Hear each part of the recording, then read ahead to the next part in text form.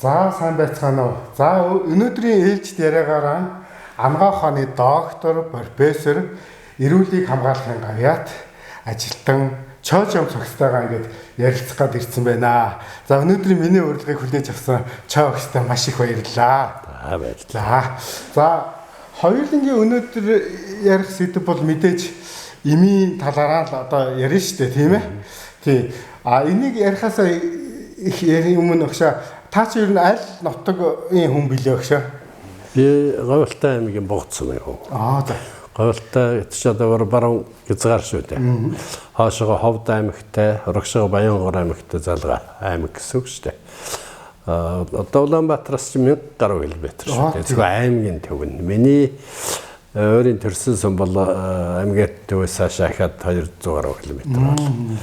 Би бол Монголын зах гязгаарт төрж өсч өссөн хүн л дээ. Тэгээд бага нас бол нутагтаал бага сургууль төгсөөл тэгэл цаашаа дунд сургууль дамжаал ингээл явсан. Тэгээд 1972 онд Говьлтай аймгийн Амгаа ухааны дунд сургууль гэж байсан. Техникум л да. Амгаа ухааны дунд сургуулийг хүний багамж их хэрэгцээ мэрэгжил эзэмшиж төгсөөд тэгээд Говьлтай аймгийн Богдсонд ойрлогдсон. Тэгээд Богдсонд намайг аймгийн эрүүлэндийн газрын дарга Сосрорн гэж мундаг хүмүүс. Сосрорн дарга ойрлоод тушаал гаргаад намайг явахт хэлсэн. За нөхөрмөн чамайг 100% гэртээ төрдөг багт ойрлсан. Бригад шүү дээ. Тэр үед бригад гэдэг байсан. Багт ойрлсан. 100% эмнэлэгт хүнээ төрүүлнэ шүү. Тэгвэл чамайг 3 жилийн дараа анагаахын дэдийн конкурсын шалгалтанд орох ирэхээр шагна. Гэдгсэн байхгүй. Тэгээ яг тэгч одоо 19 настай л байлаа шүү дээ. Техникум төгсөөл. Тэгээд очиод нэг өртөөний нэг морь унаад нөгөө бригадынхаа бүх айлыг хэслээ. Тэр далаад он гэдэг чинь төрөлт ихтэй, жирэмсэлт ихтэй байсан үйл дээ. Жирэмсэн ээжүүд зөндөө байна. Айл болгонд л жирэмсэн хүн байна. За тэгэл би нэг асуугаал үзэл тэгэл за тэдэн сар тэдний орчим төрөх юм байна шүү. За сумын төв очиж төрнө шүү гэл тэгэхээр л манай эднэр гэртэл төрсөн. Одоо эмчтэй болчихж байгаа юм чинь чирэл төрүүлчих шүү дээ. Тэгэхээр тэр нөгөө эмнэлэг рүү явж төрөх тийм ойлголт тэр хүмүүс огт байхгүй. Тийм газар би очсон. Зундаа бол яг сумынхаа төвд ойртон дэрдэг.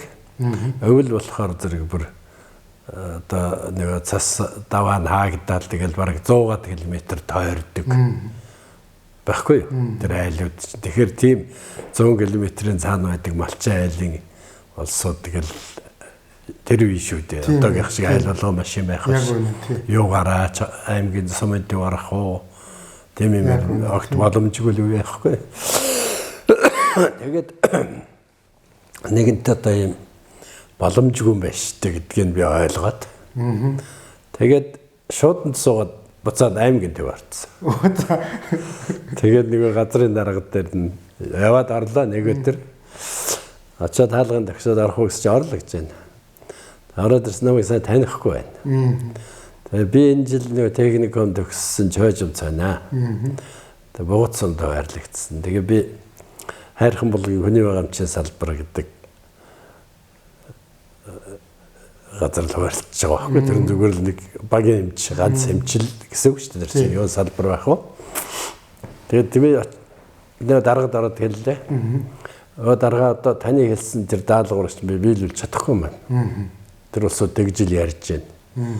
Тэр ерөөс эмнэлэгт очиж төрөх тухай тэр улсууд бол ойлголт байдгүй юм байна гэдэг. Тэглээ. Тэгсэн чинь нэг жаахан над руу нэлээд тогтоод харж яснаа чи одоо тэгээд өгсөн даалгаврыг биелүүлж чадахгүй гэж хэлэх гэж ирсэн юм уу? За. Хэзээ ирсэн чи? Чигдрээ шууд гараарлаа. Чи одоо ямар залуу хүн чи одоо яагаад чи ингэж ярьж байгаа юм чи? даалгавар биелүүлэхийн оронд гэл ширүү байна. Над нэг санал байна дарга. Би таны даалгаврыг биелүүлэхийн тулд нэг санал гаргая. Тэгсэн чинь над жаахан харж байгаа за яар гэж байна. Би тэр баригад жимлэг байх бол. За. Төрөх засаг байх бол. Тэгээ би 100% эмнэлэгт төрүүлье. Гэсэн чинь чи чадах юм уу гэдэг ч байна. Тэгээд их хөрөгч байгаа юм чи мэрэгжилтэй болцсон болохоор чадна л гэж байгаа байхгүй. Гэсэн чинь сонир санаа байна. Гэхдээ чи битэр хоёулахнаа сууж агаад шийдэхгүй л дээ. Энэ асуудлыг судлан ярилцсан. Аймгийн эрүүл мэндийн газрын зөвлөлийн хурлаар ярьж шийднэ. Чи 2 хоноод ирээрэй. Гэлтэглээ. Тэгэл би гараа авчлаа. Манай гэр аймгийн төвдөр байсан. Миний ээж хоёр. Тэгэртээ харсан. 70 нэг аймаг дээр гэртээ байж байгаад. Тэгээ одоо яаж байгаад баха буцъя да гэж бодоод ер нь юу гэсэн бол тааш зөвшөөрөхгүй л их байж юу гэж бодоод яваад очиад хаалганд дахиад орсон чинь таньж байна. Чи нөхөр чи одоо яваг байгаа юм уу? Чи яагаад энд явж идэг вэ гэлдэг чи. Би таныг намайг дуудах юм байх гэж хүлээгэл байлаа гэсэн чинь чамайг хаанаас олж дуудтыг. Чи тэр шийдвэр гарцсан авсан уу гэлдэг чи. Гүү гэл. За тэр болсон хүчин дээр яваад ор тушаал гарцсан байгаа.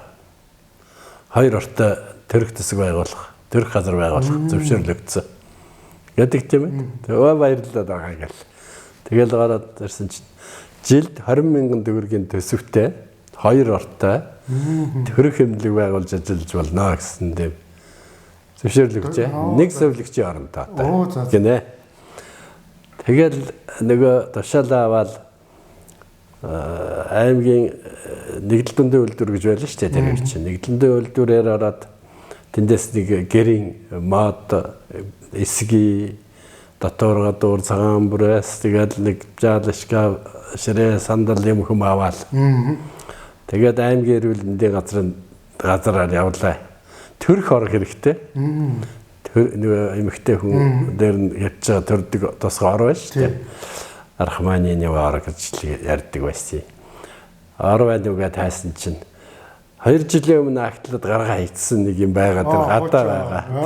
Тэрийг авахгүй юу гэж байна.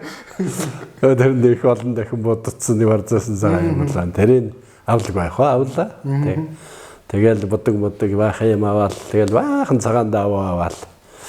Тэгээд сумынхаа дараагаар утаслаа. Сумын дарга хожим хөдөлмөрийн Баатар болсон Ядамхүү гэж мундаг дарга байсан манай сумын дарга. Ядамхүү дараагаар утастад инглээ би ингээд эмнэлэг байгуулах гэж та надад нэг машин өгөөч би энэ юмнууд ачмаар байна гэсэн чи их зөв санал их зөв юм хийж яана сайн байна. Би чамд машин аваалнаа л гэж чинь 2 хоногийн дараа машин ирлээ. Тэгэл очиж аваад орсон аавыгаа аймаг дээрээс аваад нөгөө гэрийг тааруулах гэж байгаа. Гэрийн модыг тааруулна барин дээр чи зүгээр л эсгий авцсан тээвэр доорго байхгүй. Тэгэл бүх юм аваад очиод нөгөө гэрийг сумын төв дээр барьж тааруулж аваад тэгэл тэгжлээ би одоо эрүүл мэндийн салбарт ажиллаж эхэлсэн.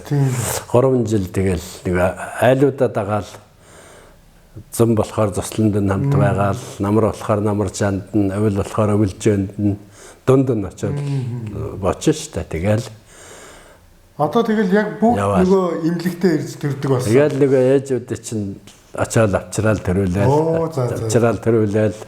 Тэгэл хүний аавгаал дуудуулаад ирж тэмээ мартэрэл хүмүүс авч яваал ингээд 3 жил тэгж ажиллаад сайхаачсан л да 3 жил зүтгэсэн.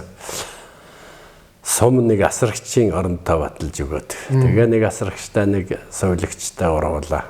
Миний совлогч Дамбугай гэж дээр үед цэргийн алба хааж явахдаа нөгөө санитар болсон тийм нэг малчин өвгөн тэмлэг болд шүү дээ өөрөө болдохгүй эрэгтэй хүн тий их мундаг гой сайхан дуулна хурдмар уян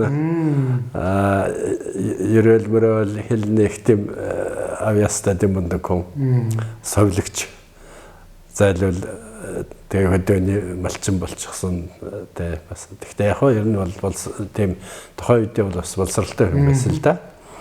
Тэгээ нэг тийм совилогчтой нэг ёстой мэрэгжилгүүний хөөхд асрагчаар аваад ингээл 3 жил тэгж ажиллаад тэгэл анаахын дээдэд конкурсын шалгалт өгөл орсон. Оо за. Шалгалт өгөх эрх өгөөд шалгалтанд орох эрх өгөөд. Тэгэхээр хүний их хэмжээр тийм ээ. Тэгэл хүний их хэмж болох гэж анаахад ороод 75 онд ороод 81 онд анаахын дээд Оо төгссөн. за. Хүний их хэмж мэрэгжил эзэмшсэн. Тэгээд анаахын дээд төгсөхөд анаахын дээд сургууль ийм судлалын нэг хэм намайг багшаар ажил болно авна гэд. Тэгээ би чинь нэг оюутны ширээнээс багш болсон байхгүй юу? Тэгээд одоо энэ им судлалын одоо энэ чиглэлээр ингээд ийм судлал руу орсон. Эмэл юу тэгжил им судлал эмийн салбар руу орж ирсэн тий. Тэгээ миний багш цаг нэмэх Чөлтөм сүрм Мегмар гэдэг миний одоо яг хамт ажиллаж байсан миний намайг одоо анаахын дээдэд багш болгож авсан намайг анаахын дээдэд им судлалын мэрэгчлээ болгосон хүмүүс бол тэр уруулда тэр уран хүний дэргэд байж л би. Тэгээ одоо манай яг имийн салбарын мэрэгжилтэн болсон юм л да. Тэгээ одоо 81 оноос хойш 45 жил 40 жил болж штэ тий. Энэ олон жил тэгэл энэ салбарт ажиллаад явж байна. Дунд нь би анаахын дээд сургуульд багш байсан. Тэгээд декан сургалтын албаны дарга гэдээ бас алба хашижсэн. Сүүлд нь би эхнэлхсэн эрдэмжилгээний төвийн ерөнхий захирлаар бас хэдэн жил ажилласан. Дараа жил ажилласан. Монгол Импекс концерн гэж байсан шүү дээ. Тий. Концерны захирал бас 2 жил хийсэн. Тэгээ би өөрөө боддоо шүү дээ. Намайг одоо энэ Монгол яах гэж ингэж бэлдсэн юм болоо гэж тий. Баргадад ажиллуулаад тий. Тэгээ анаахад янз бүрийн шатны ажил хийлгээд тэр эмнэлгийн дарга хийлгээд Монгол эмийн салбарын том компаниг өдөрдуулаад ингээд энэ Монголын одоо эрүүл мэнд анагаахын боловсролын салбарын бүх ажлыг хийсэн. Тэгж явсан. Тэгэхдээ миний ажил амьдралын тавч төвх бол ийм юм байна. Тэгээд та бол одоо бас ингээд яг эрдэм судалгааны ажил дээр бас нэлээд төвлөрч ажиллаад багшаа бас нэлээд олон бас шинэ бүтээгдэхүүн гаргаж патент одоо эзэмшдэг шүү дээ тийм ээ. Энэ талаасаа бас ингээд дэлгэрүүлээд жоохон ярилцж байгаа. Яг нэг мэрэгжил маань эм судлалын мэрэгжил. Монголд ч эм судлаач бол их цөөхөн шүү дээ. Цөөхөн анагаахын их сургуулийн эм судлалын нэгмийн хэдэн багш нар байгаа. Одоогийн ховын хөвчлийн дээд сургуулиудад эм судлалын хичээл заадаг багш нар байгаа. Тэгээд цөөхөн хүн байгаа. Эм судлал яг одоо эм судлалын мэрэгжлийн хүн гэвэл. Тэгээ намайг одоо анагаахын дээд сургуулийн эм судлалын нэгмэнд багш болгоод авцсан болохоор хичээл заана. Тэгээд хажуугаар нь судалгаа хийнэ. Тэгээ миний багш нар ч их мундаг эрдэмтэд байсан. Тэд нарт туршилт их тавьдаг байсан. Тэгэл тэднийхээ туршилт тавьж явахыг нь харна оролцсон. Тэгэл яг сүүлдээ багш нар одоо чи хийгээл хийлгэн тэгж ажил нэг эм судлалын судалгааны ажил, туршин шинжилгээний фармакологийн судалгааны ажил хийсэн дөрөвтэй болсон баг. Тэгээ хожим нь бол би Москвад явж Москвагийн анагаах ухааны 1-р дээд сургууль гэж байсан. Сечин үеийн нэрмждэг анагаахын сургууль. Одоо Москва Оросын анагаах ухааны сургуулиудын хамгийн одоо том хамгийн мундаг сургууль нь 1-р анагаахын дээд сургуулийн байлаа л дээ. Тэгээд тэр сургууль дээр очиж Александр Николаевич Кудрин гэдэг хүний удирдлаганд бас сурж исэн. Тэгээд энд ажлын бас багшаа миний эрдэмтлийн ажлын удирдагч л да. Кудрин багш цаг нэмэх багшаар. Кудрин багшаа бас нэг дорсч. Кудрин багш Монголын эм судлалын салбарыг бол үүсгэж хөгжүүлж өгсөн хүн. Миний багш цаг нэмэхийн удирдагч. Анагаахын их сургуулийн захирал 27 жил хийсэн бас миний нэг багш Балдан Дорж байгаа гэж хүн байсан. Балдан Дорж багшийн удирдагч нь. Анагаахын их сургуулийн эм судлалын нэгэн багш Мегмар гэж хүн байсан. Тэр Мегмар багшийн удирдагч нь. Одоо манай энэ шинэ анагаахын их сургуулийн ректор шинжлэх ухааны доктор Амбаг гэж томьёрдон байгаа шүү дээ. Амбаг багшийн багш нь. Тэгээд би одоо хамгийн сүүлчийнх нь Шавбах Монгол талаас. Тэгээ Монголын одоо эм судлалын салбарын 5 мэргэжилтнийг л бэлдэж өгсөн хүн л дээ. Өөрөө ирж исэн, Монголд ирж исэн, анагаахын дээд оюутнуудад хичээл зааж исэн хөдрийн багш. Тийм эрдэмтэн байгаа. Хөдрийн багш Монголд эхлэхдээ тэгээд монголчуудын төлөө маш их юм хийсэн хүн л дээ. Монголд бол эм судлалын салбарыг үүсгэж хөгжүүлж өгсөн том эрдэмтэн байсан. Тэгээ миний ажлын эрдэмтлэгийн ажлын удирдагч. Би багшийн хаажууд очиж зөндөө их туршилтлагаа хийж тэгээд жижиг анагаахын докторийн зэргийг хамгаалсан л да. Тэгээд яг нь эм судлалын судалгаа хийх явцад чинь шинэ эмнүүд заавал гарч таард юм л да. Тэгээ одоо бид манай багш нар бид нарын хамтраад хийсэн эмнүүд байгаа. Одоо Монголын эмийн ургамлуудыг л эмийн хэлбэрт оруулаад судлаад хамгаалсан. Одоогийнхыг бодвол эм судлаад эмчилгээний практикт нэвтрүүлэхэд бол харьцангуй хялбар байсан үе л дээ. Тэгээ тэр үед бол нэлээд хэдэн эмнүүд гарсан. Дандаа л багш нартайгаа л хамтарч, Өлтөнсөрөн багш бүтээр хамтарч ийсэн эмнүүд байгаа. Мегмар багш бүтээр хамтарч ийсэн эмнүүд ч байгаа. Тэгээд зарим нь одоо эмчилгээнд хэрэглэгдэж л байна. Энэ мал аж ахуйн эрдэм шинжилгээний хүрээлэнгийн дэргэд нэг гарааны компани байгаад сүүлдээ Ведаса хувийн компани болсон шинэ эхлэлгээд компани байсан. Тэднийхэнтэй хамтраад хийсэн жишээ нь хормхон гайл дасан дөрхөлөг байгаа. Төлөгдөл мөлөгдөлтэй хүнд хэрэглэдэг юм байна. Шидэт 1 2 гайл MHV алт пант гайл юм байгаа. Тэд нар бол дандаа анагаахын их сургуулийн эм судлалын химийн лабораторид л туршигдож юм болсон. Тэгээ Моносын энэ хөдөлмөрийн баатар академич Хөрлбаатар бид нар бас хамтарч хэд хэдэн юм гаргасан шүү дээ. Тэгж явах явцад эмнүүд гарсан. Тэр манай багш нарын оролцоо бас ихтэй. Би бол нэг залуу байсан болохоор багш нарынхаа даалгавраар тэгэл нэг гардан хийх ажлын лүгдийг хийж ирсэн тий. Ондлын хувьд зааж залах энтрийн бол голдуу миний багш нар хийж ирсэн. Тэгээ яг дуршилт тавьж хахад чинь 3 найрлагатай юм ингээд дуршихаар зэрэг нэг найрлагатайгаас шал өөр байдیں۔ Тэгээд одоо энэ биологийн хууль гэж их том юм байна. Ялгаатай. Бодохтой бол одоо эмийн ургамал дотроос нэг л мундаг бодис байгаа. Тэрийг ялгаж аваад юм болгол хийвэл одоо маш мундаг юм болно л гэж андлын хувьд үзээд байгаа юм л та уг нь. Гэтэл яг ургамлаараа илүү их үйлчилгээтэй байх явдал бол зөндөө байдаг шүү дээ. Амьдрал дээр тий. Тэгэхээр тэр нийлмэл найрлагатай юм гэдэг чинь бас их учиртай юм байд юм байна л да тийм ээ. Одоо бол шинжлэх ухааны чинь бол их мундаг судалж шүү. Одоо чинь network pharmacology гэж гараад ирлээ шүү дээ. Эмийн ургамал одоо олон найрлагатай. Хуучин Европ эмчин бол нэг юм нэг бай.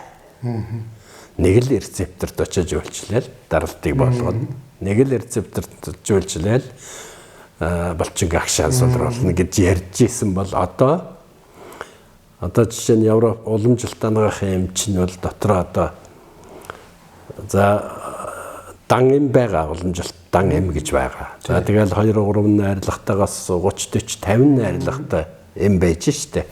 Тэгэхээр энэ олон найрлагатай эмийн фармакологийн хувьд одоо фармакологи гэдэг нь бол эмчилгээний ашигтай үйлчилгээ үзүүлэх нөлөөгийн судалдаг анагаахын салбар шүү дээ. Тэрийг нь тогтоох энэ химиологийн ухаанд тулгуурлчихсан сүлжээний фармаколог гэдэг ийм том шинжилгээ ухаан гараад ирлээ шүү дээ. Би судалгааны маш том залбар. Тэгэхээр дөрвөн ургамлын дотор магадгүй 40 бодис байна. Дөрвөн ургамл халиад юм хийж шүү дээ. Тэр дотор дөрвөн ургамл тусварт нь байгаа бодисуудыг ингээ хэмжиж тоолоод үзвэл 40 бодис байна. 40 бодисны бие рүү орчиж байгаа юм байна. Тэр чинь очоод хамгийн багадаа 40 өөр уурагтай харилцан үйлчилж байгаа юм байна. Тэ? Тэгээд үзэхээр одоо нөгөө олон бодис олон бай гэдэг ийм хууль одоо бие онгоохын их том онлын чиглэл болоод хувирчлаа. Энэ чиглэлээр маш их судалгаа өргөн хийгддэг болж байна. Олон жил онгоохын ямиг бол ингээл ямар үйлчлэгээтэй ингээл ярихаар хий шарвадган нөлөөлнө гэж ярина шүү дээ тий. Нэг 3 юм л яриад байх жишээтэй. Тэгвэл энэ network pharmacology гэдээ яваад өгөхөр зэрэг одоо 200 уурагтай харилцан үйлчилж байна. Энэ 200 уурагаас бол хамгийн гол ийм 20 уурагтай харилцан үйлчилж байна. Тэр дөрвөн ургамлын зонхлох бодисууд давхцсан шүү дээ тэр чинь. Давхцсаар байгаад за энэ 5 уургал ерөөсөө энэ имийн үйлчлэх объект юм байна шүү дээ гэдэг юм гарч ирж байна шүү дээ. Тэгэхээр энэ 5 уурагт нөлөөлөхөөр яах юм гэхээр тэгвэл ийм л үйлчлэгээ гарч ирнэ гэж хэлэх боломжтой болж байна. Ер нь тэгээд одоо бол анагаах ухаан чинь өөрөө бол асар их өндөр хурдцтай хөгжөөд ирэхээр зэрэг өмнө баримталж ирсэн онол, таамаглал, туршилт шинжилгээний арга энэ бол хоцрогдоод тийм аргаар явж болмооргүй болоод эхэлжлээ шүү дээ. Тэгэхээр одоо ямар фармакологийн үйлчилгээтэй болоо гэж гайхаад байх шаардлага ерөөсөй байхгүй. Энэ сүлжээний фармакологийн аргаар ийм л үйлчилгээтэй байх ёстой шүү дээ гэдэг юм а эхэлж компьютер дээрээ тооцоолж гаргачаад дараа нь яг тэр үйлчилгээгээ байна уу юу гэдгээ судлаад тэгээд одоо имчилгээнд хэрэгжилж байгаа юмнээс илүү байна уу дутуу байна уу гэдгээ тогтоогол тэгэл шинэ юм гарах боломж бүрдэж байна. Яа уламжилт Монгол анагаах ухаан гэдэг бол өөрөө их том шинжлэх ухаан л да. Өөрөө том шинжлэх ухаан. Энийг одоо эртний юм хоцрогдсон юм эмпирик юм гэдэг хүмүүс янз янзаар ярьдаг. За зарим ч бүр эн чинь шашин гэж ярьж байна. Зүгээр би энэ Атч Манарбек сургуульд бас хэдэн жил багшилж байна. Хөссөн үсээгүүл ийм юм ярьдаг хүмүүс дотор байж байгаа болохоор нөгөө унших, сонирхох, ойлгох хэрэгцээг гаргахыг. Тэгээд энэ уламжилт анагаах ухаан гэдэг чинь зүгээр нэг тийм таамагийн зүйл ерөөс биш юм байна. Биш юм байна. Энэ бол шинжлэх ухаан юм байна. Зүгээр энийг одоо орчин цагийн анагаах ухаанаараа таньж мэдэх хэрэгтэй юм байна. Ойлгох хэрэгтэй юм байна л гэдэг ийм л дүгнэлтэнд би хүрж байгаа. Уламжилт анагаахын юмын сан хөмөрг дотор бол одоо тийм их бүдүүлэг цаг үе байсан юм бол яаж олсон юм бол гэмээр юм бол маш их байна шүү дээ. Тийм. Бүр одоо үнэхээр яаж олсон юм болоо гэж бодохоор. Жишээ би ганцхан жишээ гэлээ. Жишээ нь одоо домт гэдэг нэг юм байгаа. Эмэнд ордог баавган цөсөлтөө уул нь баавган цөсийг хэлж байгаа юм. Тэгэхээр одоо монголчууд ч нь бол хотоороо дөөрөө хонттой. За хот. Аниматай. Зэлээрээ дөөрөө өхөртэй. Тэ? Таван шувалтай ардам штэ. За малын цэс, амтны цэс юм бол тийм гэж бодоод юунэт цэсийг аваад юмд лугаа хийж болох шүү дээ. Бид нар мэдэн штэ. Хонь гаргахаараа цэсийг аваад төвөө тийш шийдчих штэ. Энэ бол огт хэрэггүй зүйл ээ. Тэ? Тэр чин цэс штэ гэдэг ерөөс бодохгүй тий. Тэгсэн мөртөө баавган цэс ямар ч хамаагүй нэр авах гээд байдаг. Аваад тэрийг эмэндээ хийх гээд байдаг. Нэг тийм юм харагдаад байна шүү дээ. Тэгсэн Японы эрдэмтэд судалж хагаад баавган цэсний найрлагын 70-аас илүү хувь нь уурсоо дезоксиолын хүчил гэж бодис байд юм байна. Гэт тогтоож байгаа. Энэ уурсоо дезоксиолын хүчил гэдэг нь хамгийн шингэхэн, хамгийн хоргүй хүчил юм байна. Тэгтэл энэ ертөнцийн байгаа олон төрлийн амьтан дотор баавган цэс шиг тийм их баялаг уурсоо дезоксиолын хүчилтэй амьтан байдгүй юм байна л да. Тэ хүн бол хүний одоо цэсний найрлагын 5 хүрэхгүй хувь уурсаа дезоксиолын хүчил байгаа шүү дээ. Маш жоохон. Хүн бол өөрөө тийм бодисоор их дотогштой. Тэгээ хүн чинь чулуу үсэмтгий байдаг, цэс нь их өтгөрдөг, тэр болгонд бол дандаа тэрээс болж байгаа.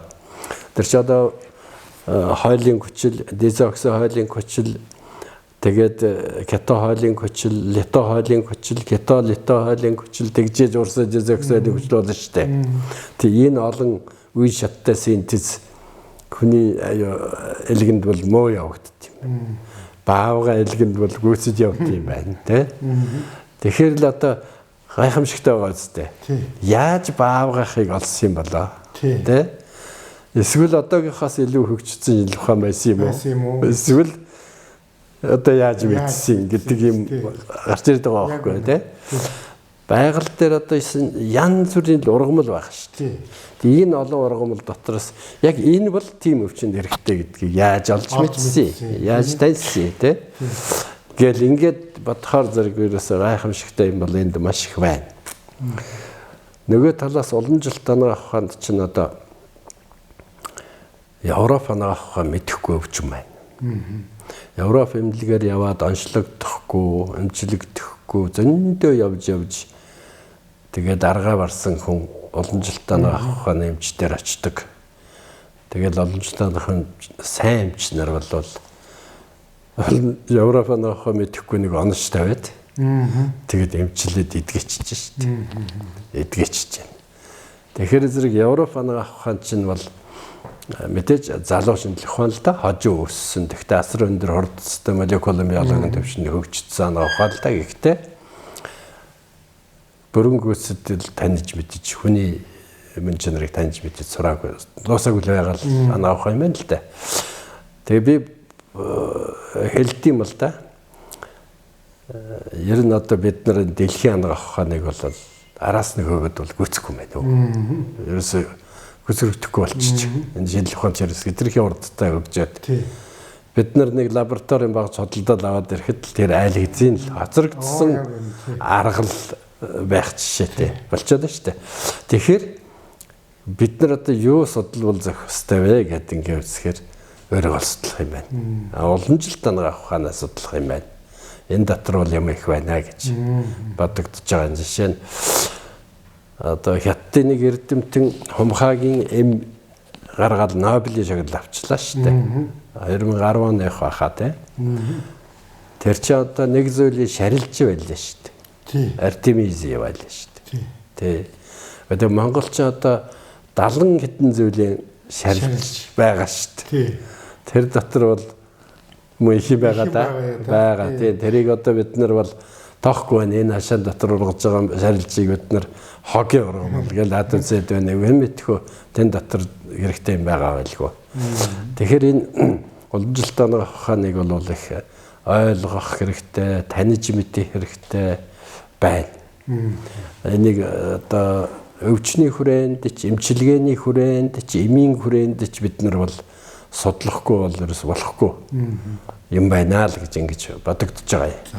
Тэгээ яг хуу эмийн чиглэлээр олон жил явсан би их тийм шийдвэр гаргах төвчний ажил хийж байгаагүй л дээ. Тэгэхдээ эмийн бодлого боловсруулахад ямар нэг хэмжээгээр оролцож байсан. Тэгээд сэтгэлд хүрэхгүй юм бол зөндөө байгаа манайд. Одоо жишээ нь эм зүйчийг ичнээгээр бэлтгэх гэж оролдож байгаа дорчлого харагдаж байгаа тийм ээ. Энэрлгээд сургууль байна. Одоо тэгж болохгүй шүү дээ. Энэ чинь хүний анагаахын салбар байхгүй юу? Энэ салбарын хүн чинь төгсөөд хүний эрүүл мэнд сайн сайхнад л ажилдээ. цаад нэг тэр чи ажиллах одоо ингэ ажиллаад мэрэгчлэр одоо анагаахын мэрэгжлийн салбарыг энд ертөнцийн чи одоо ичнээ юм уу оройн ангиар бэлддэг тийм практик байхгүй шүү дээ. Огт байхгүй. Манай нэг эмзийн сургалтын хөтөлбөрийн улсын стандарт гэж байна шүү дээ. Манайх чинь улсын стандарттай. Тэр стандартанд ичнээгээр сургаж болохгүйгээ заацал байгаа шүү дээ. Тэгэхэд л одоо тэнд ичнээгээр хүн бэлдээл. Би нэг хөдөө аймагт яваад жисэн чинь аймаг эрүүл мэндийн газрын дарга нь хэлж чинь за багшаа одоо энэ эмнэлэгт ажиллахгүй юм бол алдахгүй боллоо. Яагаад гэдгсэн чинь бүх эмчнэр ичнээ эмзэн гэж сурч харин тий. Одоо ерөөсөө гэж байна. Тийм хаа байдیں гэсэн. Танай Улаанбаатарт л байгаа шүү дээ. Одоо ерөөс бүх эмчнэр ичнээ эмзэн гэж хэлсэн. Тий. Одоо бүгд эмзэж л болох юм шиг байна. Танай салбар л их явах нэ. Гэл ингээд шаалаад байгаа байхгүй тий. Харин тий. Тэгээ би эргэж ирээд сурвалж болсон чи тийм л байна лээ. Үнэн байна лээ. Тэр хувийн дээд сургууль ичнээгээр эмзүүч бэлтгээд байж ах. Тэгээд тэнд одоо мэрэгжлийн багш байхгүй. Нөгөө боловсролын хуулинд чи магистр уу түүнээс дээд зэрэгтэй хүн багшлна гэж байгаа. Тэнд магистрч багш байхгүй. Тэгэл энэ боловсролыг чинь ингэж бизнес болгож болохгүй байхгүй. Яг үнэн тий. Ерөөсөө боловсролыг ерөөсөө бизнес бол болгож болохгүй. Тэгээ даалангуй одоо энэ сүүлийн үед багш энэ манай яг энэ эмийн салбарыг чи яг хүмүүс бизнес гэдэг утгаар нь ингээд бүр айгүй их ингэж нэр хүндийг унгаж штэ тийм ээ. Эмийн салбар гэдэг чи одоо энэ хүн харахад нэг эм өгөөд мөнгө аваад байгаа болохоор маймаа шиг харагдаад байна л да. Тий. Тэгж харагдаж байгаа. Үгүй байхгүй юу. Эмийн салбарт яг өөрөө ажиллахаар л хүн ойлгоно л доо. Энэ чинь их тийм эрсдэлтэй нийгмийн салбарын бизнес байхгүй юу. Одоо лангуун дээр байж байгаа эмээ чинь хэрэглэх өвчтөй хүн байхгүй бол тэгэл байсаар байгаа л хугацаанд дуусаад устгах шүү дээ. Тэ? Сая төгрөгийн эмийг устгах шаардлага гардаг шүү дээ. Эмийн салбарт бол тийм зөндөө гарна. Зүгээр одоо зах дээр бол нэг юм зарж байгаа хүн бол за одоо орой болохоос өмнө үлдсний зарчийг л үнийг хямдруулаад тийм хашгираад ойрлол зарчиж болно шүү дээ. Тэ? Зарчхал яваад өгнө. Эмийг бол тэгэд зарахгүй шүү дээ. Зарж болохгүй байхгүй юу? Айгүй их өндөр эрсдэлтэй. Эрсдэл гэдэг нь юундаа байгаа юм гэхээр нэгдүгээрт энэ эмийн бизнес хийж байгаа тэр хүн бол өөрөө хизээт шатах сэтгэл зүйн бэлтгэлтэй явж идэг. Одоо тэрийг хүчээр зарах ямар ч арга байхгүй. Ямар ч арга байхгүй. Тэр эм бол тэгэл одоо эмийн сангийн тавир дээр байж байгаа л хугацаанд дуусна. Тэгэхээр сэтгэл зүйн хувьд би одоо ийм бизнес хийж байгаа хүн шүү дээ гэдгийг өөрөө мэдж байгаа хүн байхгүй тэр чинь тий. Тэгээ Монголын эмзийн салбар өнөөдөр бол 100% ингээд хувьд гарчсан. Одоо энийг бол Монголын төр засаг бол ингээд яг бизнес юм байна, маймаа юм байна, худалдаа юм байна гэж бодоод 100% хувьд гаргацсан байхгүй. Энэ бол их том алдаа болсон юм. Их том алдаа болсон юм. Зөв энд би өөрөө эмзүүч хүн биш шүү. Тэгээ бол эмч хүн. Гэхдээ яг эм судалдаг эмч хүн. Монголын эмзийн мэргэжилтнүүд бол маш ёс зүйтэй байхгүй юу? Ёс зүйтэй. Яагаад чи тэгж хэлж байгаа юм гэхээр ингээд зах зээлд 100% гаргаа хайчихад нэг ч эмзүүч эмээ бариад хар зах дээр очиог байхгүй. Үнэ. Очиог. Би Бангладешд очиж ирсэн. Бангладешийн хар зах дээр бол зүгээр газар дээр цагаан даав дэвсцэн дээр нь баахан юм давчихсан. Зараа сууж л. Хар зах дээр шүү. Зүгээр одоо зах зээл дээр эмэнд бол тэгээ гарцсан. Тэгэл нэг урдуур нь ингээл хараад им зарж яа. Тэгэл хараад ингээ явхад нүд харуул нүд тэр миний нүдийг хараад энийг авах уу? Энийг авах уу гэл. Тэгээд байж л штэ. Тэгээ би эмийн салбарын мэрэгчлэнтэй уулзаж яриа тэр зах дээр эм зарж байгаа улсууд эмзэн өвчнөр өгсөн ч үгүй хчлээ. Тэгэхээр тэр бол одоо тэгэл хинд чамаагүй юу чамаагүй зарахыг бодосож байгаа хүн. Одоо тэгээд сая нөгөө энэ хүнсний дэлгүүр буюу одоо энэ СЭВ юугаар одоо им зарнаа гэдэг нэг одоо бас нэг яриа гарлаа шүү дээ бас тийм ээ. Тэгээд энэтэй холбогдоод яхаар энэ хамгийн чухал асуудал бол одоо бас энэ иргэдийн эрүүл мэндийн боловсролын мэдлэгийн асуудал айгүй чухал байна тийм ээ агшаа. Тий, ер нь бол тийм орон байгаа л да.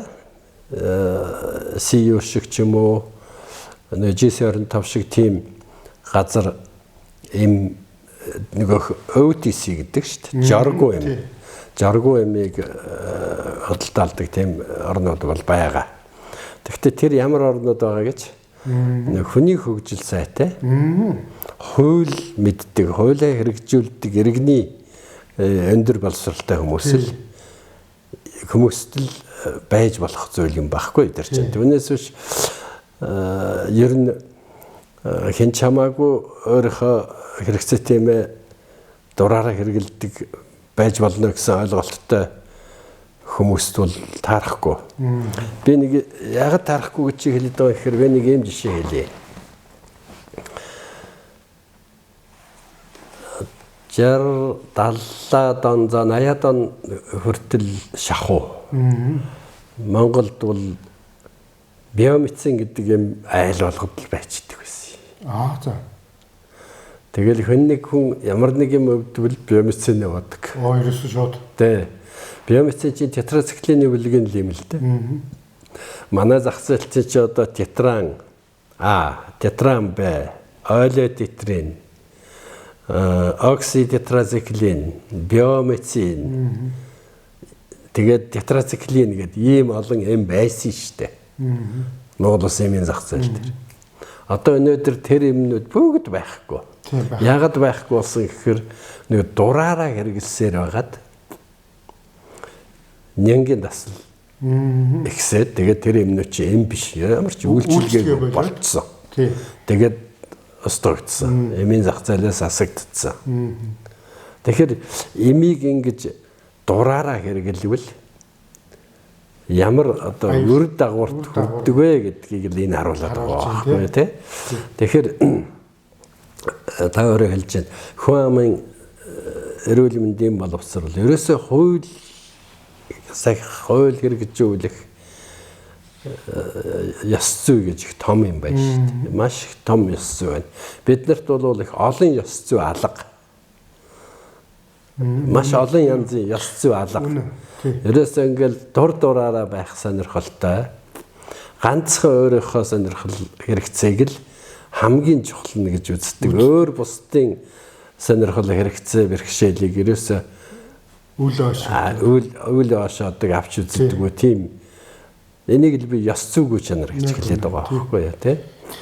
Тэгэхээр зэрэг энэ ийм хүмүүс ийм одоо масс хүн ам маань ийм байхад хаан чамаагүй ямар чамаагүй юмыг дураар байлгаад зараад байж болохгүй л тий.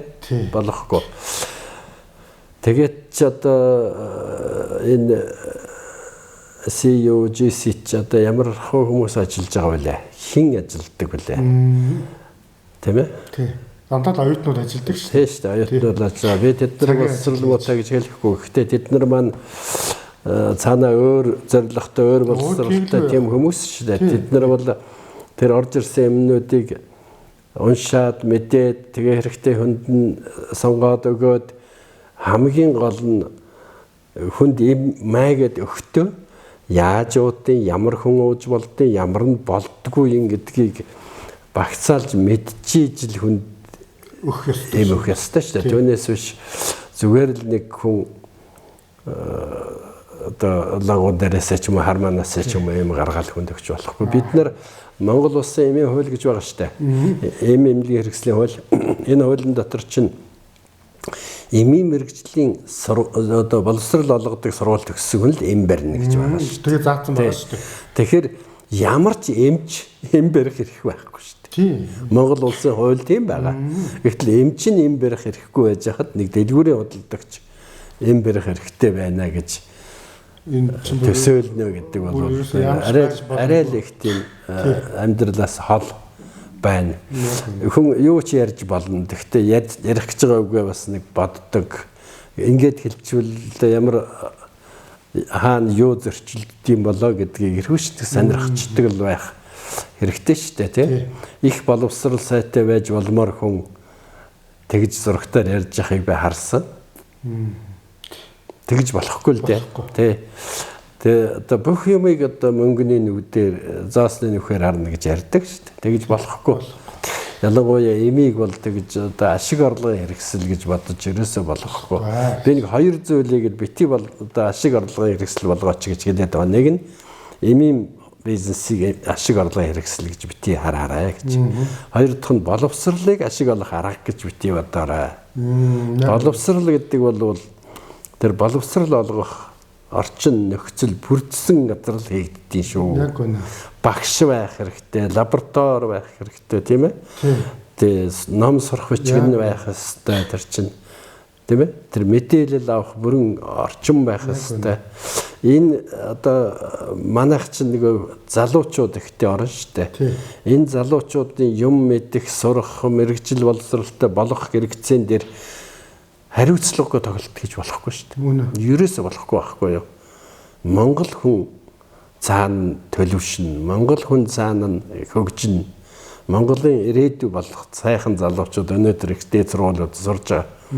Тэд нарыг одоо хүн болгох гэдэг нь бол хамгийн чухал асуудал шүү дээ. Хүмүүжил гэж их том юм байна л да. Тэрийг бид нар тооцохгүйгээр шууд аваачаад энэ боловсролд 3 сая төгрөг нэг хүнээс авах юм байна. 100 хүнээс бол гэл ингээд тоо бодоод өржүүлээд байж ерөөсө болохгүй байхгүй юу.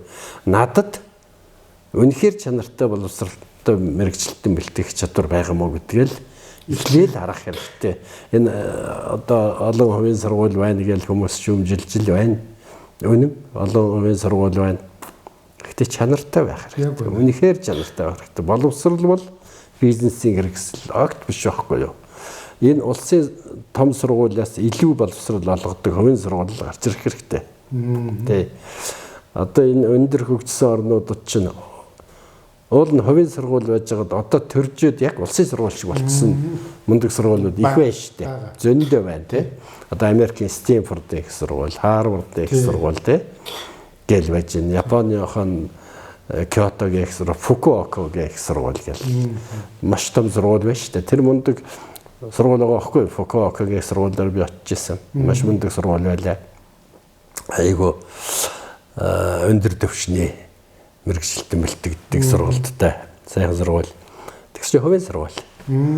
Тэгсэн чинь тэр сургуулийг анх байгуулсан хүний хүүн одоо тэр сургуульд байна. Тэгвэл мэрэгчлэгч игээс очиж.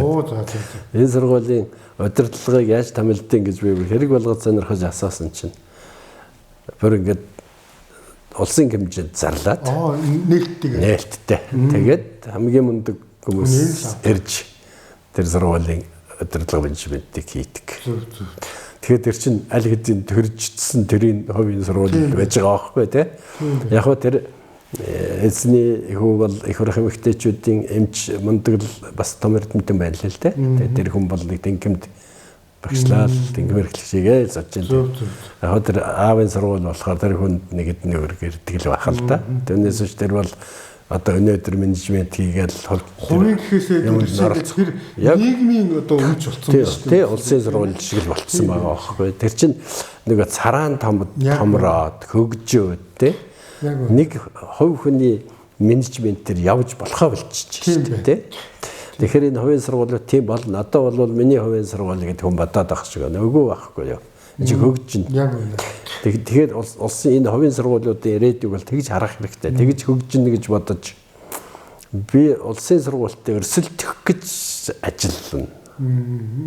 Чанараараа тий мэрэгжилтнээрээ төгсөгчөөрөө гэж ингэж л явах хэрэгтэй. Түүнээс биш нэг хэдэн төгрөг олох гээд тий нэг хэдэн хүний хүүхдийг энд авчирж нэг алигтайхан юм сургахч чадахгүй байж. Одоо тийм л хариуцлагагүй юм бол хийж байна. Тэгээ хоёулынгийн яриа бол багшаа маш их сайхан өргөн бүр айгүй сайхан яриа боллоо. За тэгээд миний өнөөдрийн энэ урилгыг хүлээж авч энэ сайхан яриа өгсөн багштай маш их баярлалаа. Таны эрдэм судлалын ажилд ч өндрөөс өндөр улам их амжилтыг одоо хүсэн өрөөё багшаа. За энэ ярилцлагыг сонсож байгаа, үзэж байгаа хүмүүст эрүүлийн аз жаргал сайн сайхныг өрөөе.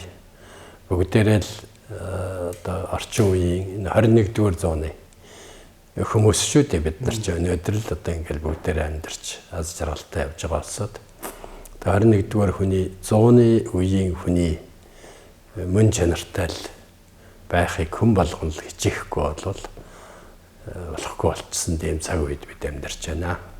Бүгд нь амжилттай аз жаргал өрөөё. За баярлалаа багшаа.